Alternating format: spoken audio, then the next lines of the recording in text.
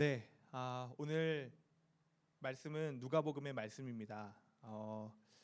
제가 본문을 선택할 때 요번에 함께 이렇게 선택할 때 매일 성경이라는 큐티 책으로 지금 제가 본문을 선택해서 하고 있습니다. 그래서 혹시 제가 이렇게 묵상하면서 생각을 하다가 우리 베드로부 이제 구성원 중에 혹시 이제 매일 성경으로 이렇게 큐티를 하고 계신 분이 있다면 참고해 주시면 좋겠다 이런 생각이 들어서 말씀을 드립니다. 그리고 지금 이제 유튜브와 또 페이스북으로 동시에 예배를 드리고 있습니다. 그래서 유튜브 링크는 또 선생님들 방에 올렸으니까요. 또 선생님들이 또 학생들에게 전달해 주시면 감사하겠습니다. 오늘도 베드로부 예배를 드리고 있는 모든 사람들이 하나님의 위로와 은혜가 있기를 바랍니다. 날씨가 조금 따뜻해지는 듯 싶더니 다시 추워졌습니다. 모두 감기 조심하시고 마음까지 추워지지 않게 조심하는 우리 베드로부가 됐으면 좋겠습니다. 오늘 설교를 준비하면서 사실 힘든 마음이 많이 있었습니다. 그 힘든 마음이 잘 이렇게 없어지고 부디 설교가 잘 전달되기를 기도합니다. 여러분 혹시 초대라고 하면 어떤 느낌이 드시나요? 또 초대라고 하면 어떤 단어가 또 떠오르시나요? 요즘 이 시대는 초대를 거창하게 할 수 없는 그런 시대인 것 같습니다. 바로 코로나 때문인데요. 초대는 여러 가지 의미가 있을 것입니다. 우리가 아주 좋은 자리 혹은 좋은 사람들을 만나는 초대는 설레고 또 반가울 것입니다. 또한 초대를 받는다는 것은 그 사람을 내가 귀하게 여긴다는 뜻이기도 합니다. 하지만 어려운 초대도 있습니다. 내가 친하지 않은 사람이 갑작스럽게 초대를 한다거나 또 더 나아가 내가 싫어하고 평소에 안 좋아했던 사람이 갑자기 초대한다면 우리는 반가움보다 의심을 하기 시작합니다. 우리가 잘 알고 있는 우화 중에 여우와 두루미의 초대도 그렇습니다. 처음에는 여우가 두루미를 초대를 하죠. 그래서 이제 음식을 대접하는데 우리가 잘 알고 있다시피 여우만 먹을 수 있는 넓적한 그릇에 두루미를 대접합니다. 그래서 두루미는 하나도 음식을 먹지 못하고 그 집을 빠져나오게 됩니다. 그래서 너무 화가 난 이제 두루미가 똑같이 여우를 초대를 해서 여우가 먹을 수 없는 아주 긴 호리병 같은 그런 곳에 음식을 대접합니다. 평화는 없고 분노만 가득한 이야기인데요. 이게 또 다른 버전이 있습니다. 바로 개미와 코끼리인데 개미가 어떻게 코끼리를 초대했는지는 모르겠지만 개미가 이제 코끼리를 초대해서 개미가 본인이 먹을 것만 조금만 준비를 하고 코끼리에게 많이 준비했다 먹어라 이렇게 얘기를 한 겁니다. 그래서 코끼리가 너무 열받아서 다음에 이제 개미를 초대할 때는 내가 너 밥 먹기 전에 목욕을 시켜주겠다 하면서 본인이 씻는 강가에 개미를 데리고 가서 개미가 씻지 못하고 그 강가에 떠내려갈까 봐 두려워했다는 그런 다른 버전도 있다는 걸 알게 됐습니다. 이 두 가지 이야기의 이제 공통점은 초대에 관한 것과 또한 이 둘의 서로의 복수극, 더 이상 평화가 없는 복수극일 것입니다. 이런 초대는 불편하고 때로는 분노를 가져옵니다. 그래서 우리는 이런 초대를 거절하기도 합니다. 오늘 본문을 먼저 간단하게 이렇게 좀 스케치해 보면 오늘 본문은 예수님께서 70인을 세우셔서 보내십니다. 그리고 그 집에 갔을 때 전달할 말과 행동을 먼저 알려주십니다. 그리고 만약에 그것을 받는다면 어떻게 머물러야 할지도 자세하게 알려주십니다. 그리고 만약에 그것을 받지 않는다면 또 어떻게 해야 하는지도 간단하게 알려주십니다. 이것이 오늘 우리 오늘 본문의 간단한 요약입니다. 하지만 이제 조금 더 자세하게 들어가 보면 오늘 본문 10장 1절부터 이렇게 조금 보면요.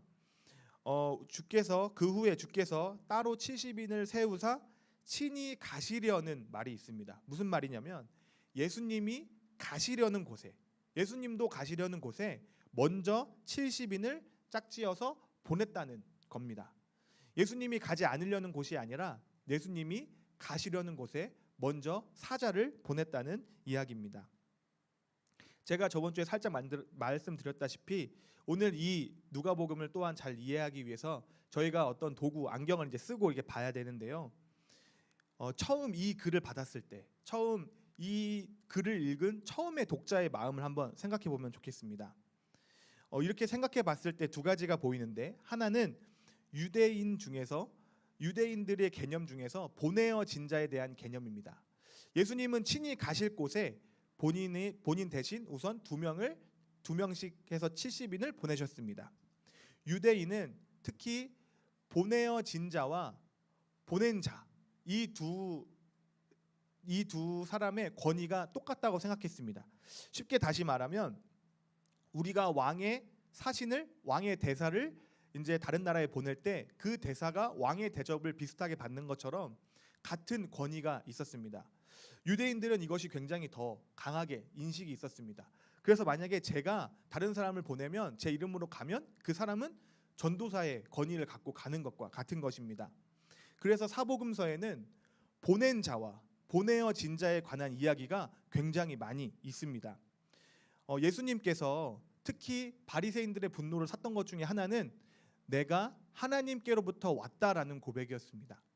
하나님께로부터 왔다라는 고백은 그냥 내가 하나님이 창조한 창조물이야 이렇게 고백한 것이 아니라, 하나님이 나를 보내었으니 그 하나님의 권위가 나에게 있다, 즉 내가 하나님이다라는 고백이었습니다. 그래서 보내어진 자와 보낸 자는 같은 개념으로 유대인들은 이해했습니다. 그래서 이것을 볼 때 사람들은 이 70인이 그냥 어떤 사신이나 어떤 그 먼저 가서 길을 닦아놓는 사람이 아니라 예수님과 같은 권위를 가지고 갔다는 것을 알 수 있습니다. 오늘 택하여진 그 70인의 전도자들의 초대에 응하지 않는 것은 곧 예수님의 초대에 응하지 않는 것과 같은 것이었습니다. 이것이 저희가 이제 이 본문을 이해할 때 함께 생각해야 할 첫 번째고요. 두 번째는 어떤 것이냐면 이때 70이라는 숫자입니다. 70은 이 당시에 유대 사회에서 전 세계를 의미하는 숫자였습니다. 즉 70인이라고 하면 사람들이, 우리는 70인이라고 하면 70인을 뽑으셨구나 이렇게 그냥 생각하지만, 유대인들이 처음에 이 누가복음을 딱 읽었을 때는 70이라고 하면 와, 이 인원으로 전 세계를 다 보내셨구나, 모든 열방으로 예수님이 사신을 보내셨구나 이렇게 느낄 수 있었습니다. 또한 이 70의 또 다른 의미는, 사람들이 구약에 능통한 사람들이 이 성경을 봤을 땐 모세가 민수기 11장에 70인의 장로를 세우는 것을 떠올릴 수 있게도 하는 그런 장면입니다. 하지만 이 초대는, 그리고 이 전도는 뭔가 평소와는 다릅니다. 굉장히 긴급하고 또 이상한 부분이 있습니다. 우리가 함께 그것을 또 생각해 봤으면 좋겠는데요. 예수님은 어떠한 것에 초대하고 전도하고 있습니다. 본문을 읽으면서 우리가 눈치를 챈 분도 있겠지만, 하나님의 나라 곧 예수님 본인을 초대하고 또 전도하고 있다는 것을 알 수 있습니다. 예수님을 받아들이는 것은 하나님 나라를 받아들이는 것입니다. 그래서 예수님은 하나님 나라로 초대를 하고 있는 것입니다. 본문 9절과 11절에 하나님의 나라가 가까운 것이라고 말하라고 예수님은 분명히 말씀하십니다. 이들이 전한 메시지는 하나님 나라가 가까이 온다라는 것입니다. 이것은 정말 하나님의 나라가 이루어짐과 동시에 그것이 예수님으로 완성되어질 것을 의미하고 있습니다. 오늘 이제 처음 읽었던 이 누가가 쓴 복음이라고 제가 저번에 말씀드렸죠. 그러니까 누가가 본 예수님, 누가가 쓴 복음서. 그래서 처음 들었을 때 이 사람들의 입장으로 다시 생각해 보면 70인을 생각하면서 같이 떠올릴 수 있는 것은 출애굽의 사건입니다. 하나님이 모세를 불러 이스라엘의 선택을 받은 하나님의 선택을 받은 그 민족을 세우셨던 것처럼 예수님도 70인을 세우고 그들이 전도함으로 하나님 나라를 준비하고 계신다는 것을 우리가 알 수 있습니다. 그리고 그 하나님의 나라의 초대는 생각보다 빠르고 긴급하게 이루어지고 있습니다. 그것은 이제 말씀을 보면 알 수 있는데요. 차림을 봐도 최대한 간편하고 빠르게 이동하게 차림을 예수님께서 말씀하십니다. 또한 머물더라도 이동 동선을 적게 하고 지나갈 때 어떤 사람의 안부를 묻지 말라고 이야기하고 있습니다. 그냥 빠르게 아는 사람을 봐도 인사하지 않고 빠르게 지나가는 것이죠. 임박한 하나님 나라의 초대, 그리고 이제 결정해야 하는 그 시기, 하나님 나라의 시민권을 가진 백성으로 살 것인지, 아니면 그저 악의 나라의 시민권을 가지고 살 것인지 예수님은 결정을 촉구하고 있는 것입니다. 예수님은 이제 다가올 하나님 나라로 출애굽할 백성들을 찾고 있습니다. 이것은 정말 출애굽입니다. 이제 곧 유월절 어린 양의 피가 발라져 죽음을 피하고 새로운 하나님이 약속하신 가나안 땅으로 나아갔던 그때처럼, 마치 이제 더 이상 수없이 많은 우상과 파라오가 만든 그 질서에 살며 하나님을 모르며 하나님 없는 것처럼 살았던, 그냥 나의 인생만 잘 되기를, 그냥 나의 욕심과 나의 생존에 관한 욕구만 가득했던 그때를 벗어나 하나님의 백성들처럼, 곧 이제 어린 양처럼 예수님이 죽음을 당하며 십자가에 달려 피 흘려 죽으심으로 다시 우리가 하나님 나라가 열리고 이제까지의 삶과 비교할 수 없는 그곳으로 우리를 초대하고 있는 것입니다. 이것이 11절과 9절에서 말하고 있는 하나님 나라가 가까워지고 있다라는 것의 의미일 수 있습니다. 근데 여기서 말하는 하나님 나라의 초대가 그 다음에 굉장히 조금 이상합니다.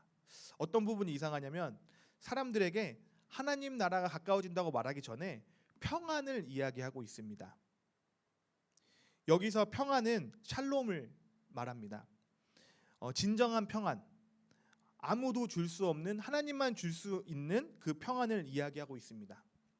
근데 이때 당시에 왜 이것이 조금 이상하냐면, 이때 당시에 사람들이 이렇게 찾아가서 평안을 이야기하는 것은 이 시대에 로마가 이스라엘을 이제 침략해서 로마가 다스리고 있던 시기였는데요. 이때의 평안을 이야기하는 것은, 우리나라를 예로 들면 이제 일본 침략 아래 있을 때 우리나라 사람들에게 가가지고 평안하십니까? 그 어렵고 힘들고 일본에게 정말 어렵게 살고 있는 한국인들한테 가서 평안하십니까? 우리가 일본과 평안해야 됩니다. 이렇게 이야기하는 것과 같기 때문입니다. 이렇게 예수님께서는 왜 평안을 말씀하라고 하셨을까요? 그리고 이 이상한 초대를 이해하려면 우선은 우리가 하나님 나라가 어떤 곳인지를 알아야 합니다. 사실 제가 베드로보 와서 가장 많이 들은 것 중에 하나가 하나님 나라인데요. 하나님 나라는 어떤 나라이고 오늘 우리가 이루어 갈 나라, 그 하나님 나라는 어떤 나라인가요? 하나님 나라를 길게 말하지 않고 짧게 이제 얘기한다면, 그것의 핵심은 예수님이 끊임없이 말씀하셨던 주제가 이제 하나님 나라인데, 많은 예시가 있지만 예수님께서 가르쳐준 기도에서 우리는 찾을 수 있습니다. 마태복음 6장 9절과 10절인데요.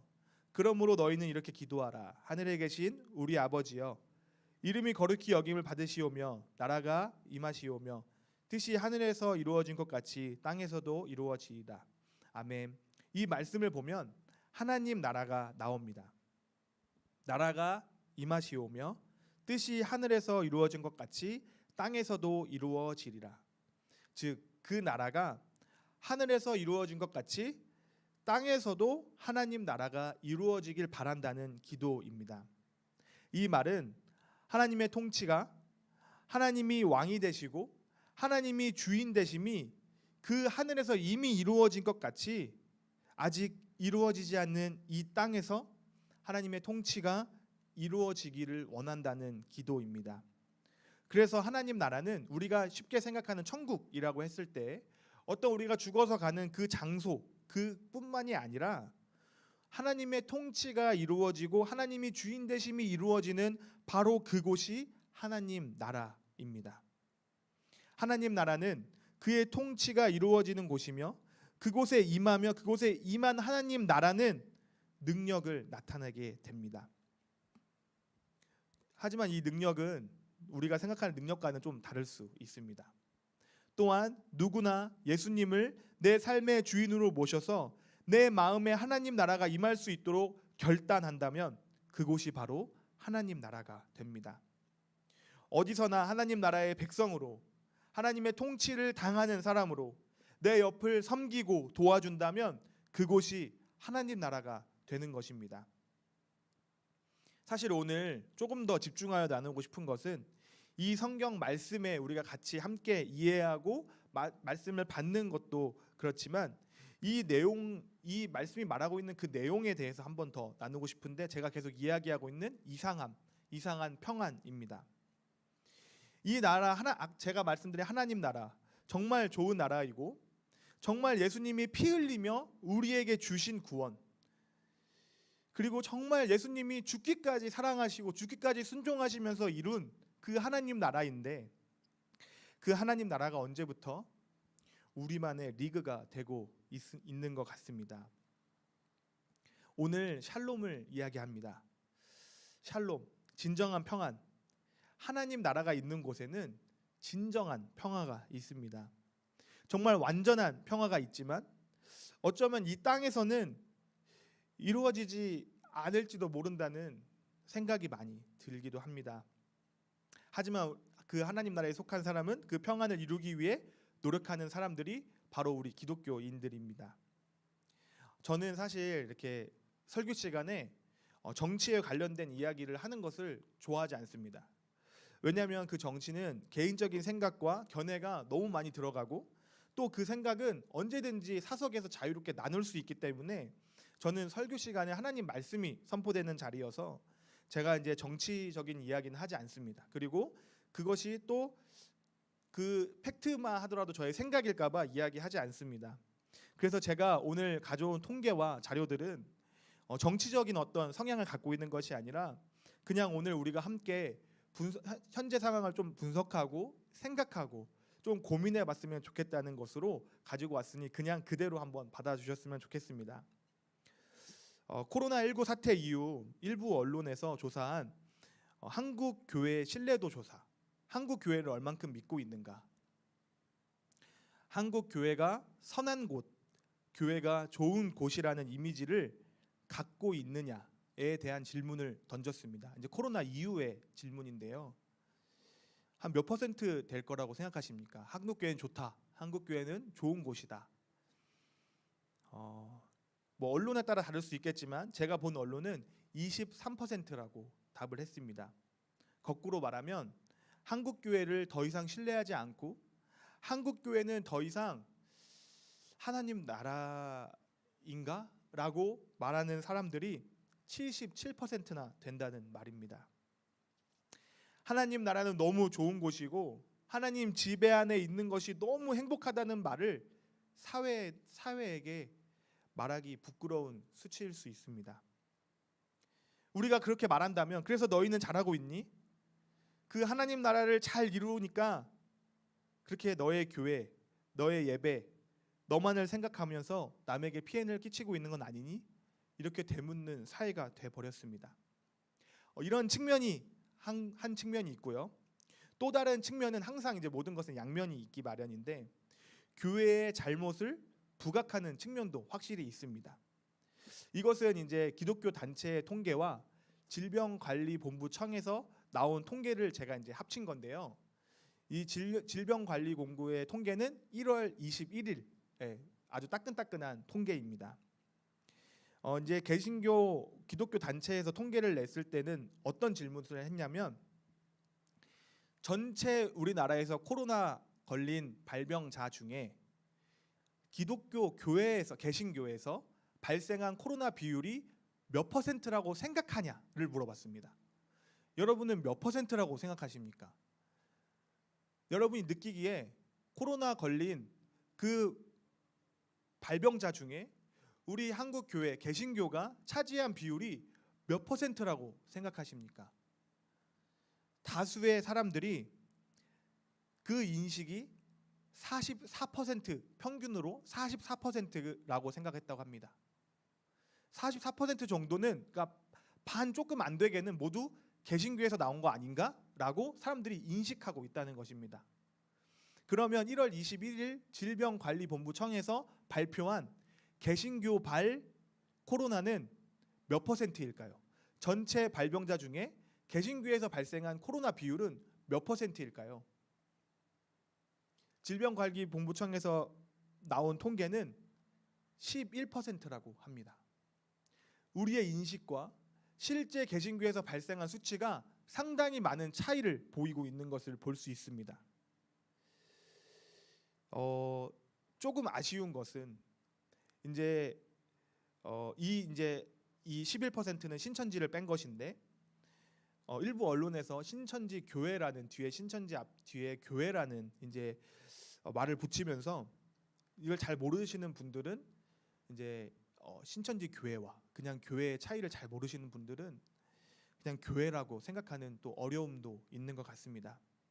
이렇게 양면이 있습니다. 제가 이렇게 양면을 말씀드린 이유는 누구의 잘못이고 누가 어떻다 이런 것을 말씀드리는 것이 아니라 여전히 이 정보가 주는 이 마음은 뭐냐면 여전히 코로나 상황 가운데서도 함께 재난이 왔고 이 함께 재난을 이겨내는 상황에서도 끊임없이 서로를 공격하고 끊임없이 서로를 비하하며 분노하고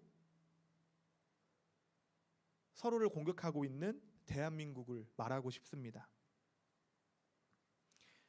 이제 이것은 제가 같은 곳에서 본 통계 자료인데요. 사회 분열이 코로나 이후에 더욱 심각해졌다. 아니다라고 조사한 이제 비율입니다. 코로나 이후에 대한민국의 분열이 더 심각해졌다고 생각하는 국민이 80%라고 합니다. 이 상황에서도 백신을 놓고 정말 국민을 위해 안전하고 정말 누구나 안전하다고 생각하고 좋아할 만한 정책을 여당도 야당도 그리고 정부도 못 내놓고 있는 상황입니다. 다시 한번 이제 말씀드리지만 저는 정치 얘기를 하고 싶은 것이 아니라 지금 분노하고 있고 분열하고 있는 우리 대한민국을 이야기하고 싶습니다. 서로 공격하고 이제 서로 믿지 않습니다. 우리는 어떻습니까? 우리 베드로부 안에는 젊은 친구들이 기성세대에 분노하고 탓을 돌리진 않습니까? 기성세대는 또한 라떼와 꼰대라는 신조어를 만들면서 본인의 경험과 본인의 생각만 내세우고 있진 않습니까? 정의로운 사회, 공정한 사회는 너무 좋은 말입니다. 정의, 공의, 공정, 성경에 정말 중심적으로 들어있는 가치입니다. 아모스서에도 오직 정의를 물같이 공의를 마르지 않는 강같이 흐르게 할지어다라고 말하고 있습니다. 하지만 이것과 더불어 오늘 본문과 성경에서 너무 많이 이야기하고 있는 것은 바로 평안, 샬롬입니다. 분명 하나님 나라는 정의와 동시에 평안이 있는 나라입니다. 오늘 본문의 이스라엘도 분열이 가득했습니다. 더 이상 서로를 너 유대교 믿어? 라고 하면서 그 유대교가 그 사람의 인격과 신앙을 개런티하지 않았습니다. 지금 교회, 즉 성전이 더 이상 교회가 아니었습니다. 사회를 지배하고 사회에 큰 영향을 끼치고 있었지만 여전히 이스라엘은 가난한 사람들이 존재했고 소외된 사람들이 있었습니다. 율법을 지키는가 안 지키는가 서로 그것을 보면서 정의와 공의를 실현한다고 생각하고 있었지만 그것은 사람을 죽이는 이기심과 자기 중심성에서 나오는 것이었습니다. 또한 거꾸로 본인이 말하는 평안은 자기가 평안한 것이었습니다. 예수님은 그런 분열과 시기와 분노와 소외와 차별이 가득한 세상에서 마지막 십자가에 달려 돌아가시 전까지 하나님 나라를 실천하고 하나님 나라를 바라보시면서 다시 예수님을 믿고 예수님을 만나면서 예수님의 초청에 응답하는 자를 오늘 이 70인을 세우시며 초대하고 있는 것입니다.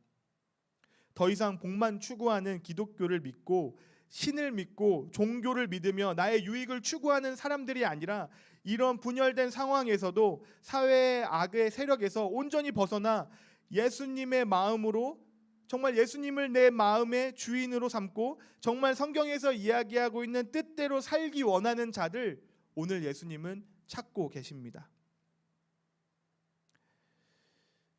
아까도 이야기했지만 저는 이제 정치적인 이야기를 하고자 하는 것은 아닙니다만 오늘 이제 한 가지 설교를 준비하면서 저의 마음을 감동케 한 시가 있는데 그 시가 바로 바이든 대통령의 그 취임식에 사용된 시라는 것을 이 시를 먼저 읽고 나중에 알게 되었습니다. 오르막이라는 시인데요. 그 내용이 우선 5분이나 되어서 그 그중 인상 깊은 부분만 제가 한번 읽어드리겠습니다. 시작은 이렇게 합니다. 태양이 떠오르면 우리는 오늘도 스스로 묻는다.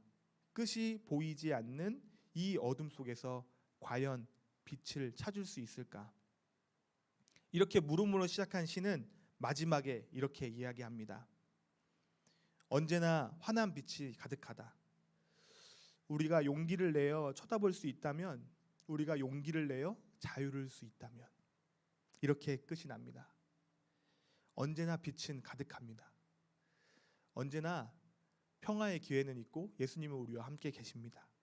우리가 용기를 내어 쳐다볼 수 있고 용기를 내어 자유로울 수 있다면, 오늘 저와 우리 베드로부 모두 함께 기억해야 할 것은 빛은 항상 존재합니다. 오늘 말씀처럼 70인의 전도자가 하나님 나라를 전했고 평안을 전했습니다. 하지만 여전히 분열되고 있고 여전히 분노하고 있고 억울함, 완고함, 고집, 외로움, 수치심, 열등감, 질투, 시기 혹은 본인이 경험한, 본인이 당한 그 경험 안에서 그 경험 안에 꽉 갇혀 빛을 용기가 없다면서 빛을 본 용기가 없다면 그 평안을 거절하게 될 것입니다. 하나님 나라를 거절하게 될 것입니다. 하지만 본인은 하나님 나라를 실천하고 있다고 생각하고 기독교라고 스스로 믿으면서 하나님 뜻과는 다르게 행동하는 사람이 될 수도 있습니다. 하지만 오늘 하나님 나라의 초대를 받아 다시 분열을 메우려고 노력하며 서로의 억울함을 풀어주려고 노력하고 오해를 풀어주며 우리가 다시 하나님과의 만남을 통해 진짜 기독교와 진짜 내가 살고 있는 나의 삶을 다시 한번 고민하고 정말 하나님 안에서 살려고 노력하고자 하는 그 용기가 있다면, 그 정말 작지만 그 소중한 용기가 있다면 마침내 우리에게 여명이 올 것입니다. 빛은 들어올 것입니다. 그리고 마치 겨울에 봄의 꽃핌을 준비하는 나무처럼 꾸준히 이 옳은 것을 향해 나갈 것입니다. 여러분, 오늘 하나님 나라의 초대에 어떻게 응답하시겠습니까? 기도하시겠습니다. 사랑이 많으신 하나님 아버지, 감사합니다. 하나님, 이 시대가 분열되어지고 깨어지는 시대가 되었습니다. 아픈 자, 힘든 자, 하나님의 시선이 머무는 자에게 우리가 갈 수 있도록 도와주시옵소서. 그저 싸우고 있을 때 주님 안에 우리의 모습을 바라보면서 다시 한번 반성하고 옳은 길로 돌아올 수 있도록 도와주시옵소서. 하나님 나라를 이루어 가자고 말하고 있지만 어떤 때에 그렇게 우리가 살고 있는지, 말과 행동은 그렇게 하고 있지 않은지 우리가 알 수 있도록 도와주시옵소서. 눈을 들어 밝게 빛나는 주님을 바라볼 수 있도록 하여 주시옵소서. 우리의 완고함과 고집, 신념, 이기심들이 깨어지고 그 밝은 빛으로 나갈 수 있는 그 작은 용기를 우리에게 허락하여 주시옵소서. 예수님의 이름으로 기도했습니다. 아멘.